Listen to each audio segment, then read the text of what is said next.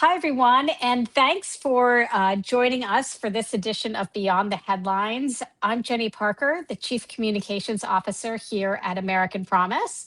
And this is where we take a look at how American elections are changing over time due to the influence of money in politics.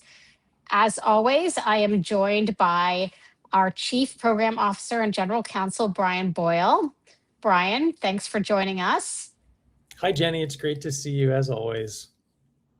Brian, today we're discussing two Supreme Court rulings, Watson versus the Republican National Committee and the National Republican Senatorial Committee versus the FEC. Both involved election law. Both rulings were just a day apart, but the Supreme Court reached very different conclusions. So, Brian, let's start with the basics. What happened in these two cases? Sure. Okay. I'm gonna try to keep it to just like the top level summary. Yes. So let me start with Watson versus RNC because that was actually decided before the second case that we're going to discuss. So in Watson versus RNC, basically the question that was presented by that case was whether Mississippi law that allowed for ballots that were postmarked after Election Day to arrive within 5 days and then be counted, was that state law in conflict with a federal statute related to Election Day? And so this was a statutory interpretation case for the Supreme Court. So they were looking at the words of a federal statute and then deciding whether Mississippi's state law was in conflict with the federal statute. And in a 5-4 decision, the Supreme Court said that no, Mississippi's law is not in conflict with the federal statute, and Mississippi is allowed to have that law remain in place. Then the second case that you mentioned was NRSC versus FEC, and that was a campaign finance case where the question was whether a federal law that set limits on coordinated spending between a party and their candidate, whether that federal law should be struck down as unconstitutional. And the Supreme Court did strike down that law in a 6-3 decision. And that was actually issued on the last day of the Supreme Court's term this year. So at first glance, NRSC versus FEC appears to be a fairly technical campaign finance case. Why did it get so much attention? Well, I think there might be really two reasons why the case was getting a lot of attention. The first is that the legal effect of the court's decision was pretty focused on this narrow question that I said before, which is, could federal law set limits on party coordinated spending? Now, once that limitation is removed, it allows for parties to coordinate their spending and spend a lot more on behalf of the candidates. And as a policy matter, this has been thought by many people to allow parties to actually start to be able to compete with super PACs, which, as you know, Jenny, and as we've discussed before, super PACs are allowed to spend unlimited amounts in campaigns and elections. And so just on sort of a pragmatic level, there's a possibility that this case actually allows political parties to have relatively more power than they had had before in relation to super PACs. I'd say another reason why it's gotten some attention, and this is sort of really resonant with our mission here at American Promise, is that it's yet one more proof point of how the Supreme Court has really become the de facto decision maker in the area of campaign finance. And if I could just back up and say, like on the policy question, there's really interesting arguments on both sides of that. Like there's arguments about why party coordinated spending shouldn't be limited and also arguments about why it should be. I think the deeper structural question that we're always looking at is, well, why are judges deciding this type of a question in the first place? And this case was just one more in a series of cases where the Supreme Court says, hey, we're taking this power upon ourselves and really taking a lot of authority from the legislative branches. So the decisions in these two cases really seem to take a different approach to judicial authority. Is that something that you saw, and what stood out to you about the decisions? Yeah, I mean, I actually thought it was really striking reading the two opinions back to back because in Watson, and that was a majority opinion written by Justice Barrett, Watson really starts with the structural question of who does the Constitution give the power to decide rules around elections? And it looks at Article 1, Section 4, and talks about the Elections Clause. And it basically says, hey, listen, when it comes to elections, the time, place, and manner of holding elections, the Constitution gives that power first to the states and then to Congress. And we, the judges, are just here to make sure that like they're not interfering with each other's authority. And I think in Watson, the court reached the right conclusion because there wasn't anything within the federal statute that clearly conflicted with what it was Mississippi had done. And I guess another point, and this, I don't want to get too in the weeds, but I think it's important for listeners to understand if Congress wanted to change the outcome in that Watson case, they actually could. They could pass a statute right now to make it clear that for purposes of federal elections, ballots need to arrive by election day. And the Supreme Court left that decision-making power with Congress. I'd say by contrast in NRSC, it's almost the exact reverse, where the Supreme Court says, we have determined that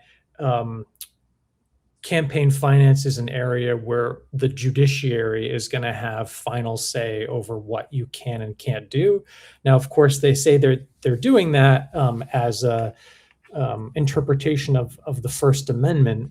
But another thing that's really interesting about the opinion is that it doesn't actually anywhere try to explore what the original understanding of the First Amendment was and whether the public that ratified that amendment back in the late 1700s would have ever imagined judges would become the policymakers that they are now in campaign finance.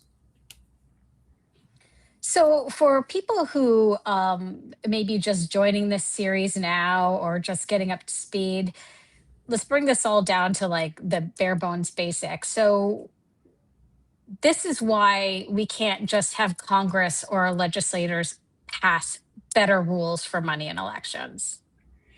Exactly. And I mean, one of the things that we talk about a lot, Jenny, is this question of who decides. In fact, all of our work kind of boils down to that one question: who decides the rules for money in elections? And I think originally, when the Constitution first got started, the answer was pretty clear. The states and Congress get to decide the rules around elections, including the rules around money in elections. Then 50 years ago, the Supreme Court really dramatically changed that. And in the specific area of campaign finance, the court has really become the dominant actor. So even if Congress wanted to pass a new campaign finance law tomorrow that tried to overrule one of the Supreme Court's decisions, that wouldn't be enough because the Supreme Court has said that its decisions are constitutional commands. So you need an amendment to correct that. So, in its decision in NRSC versus FEC, I certainly didn't read the notes as closely as you did, but it was pretty clear that the Supreme Court doubled down on where it has been for the last 50 years on campaign finance. It Yeah. also seems really out of step with public opinion. Yeah. And I mean, if it's okay, I want to, could I just read a section from that opinion? Because I Yeah. think for the average listener, it's kind of shocking to read. So this is what the court says in NRSC versus FEC. The government's desire to prevent or reduce influence, ingratiation, gratitude, access, or the like for those who spend in support of or contribute to political parties or candidates is not a constitutionally permissible objective for campaign finance restrictions. So to translate that into normal person speak, if a state or Congress wanted to pass a campaign finance law because they were concerned that the donor class was getting all the access and the influence and ordinary Americans were getting no access, no influence, the Supreme Court says that reason is constitutionally impermissible. Like, a legislature cannot pass a law if their motivation is to basically try to like level the playing field between the donor class and ordinary Americans. And I think that would shock most people.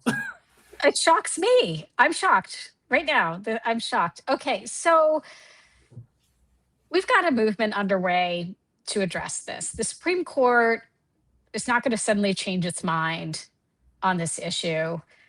The solution is, one that the American people have turned to many, many times.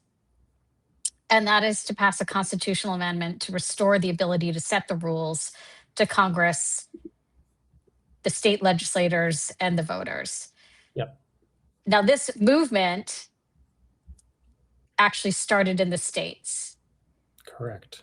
Why is that important? What does that have to do with federalism? And what does federalism have to do with us and what I would just call the American tradition? That's such a rich question.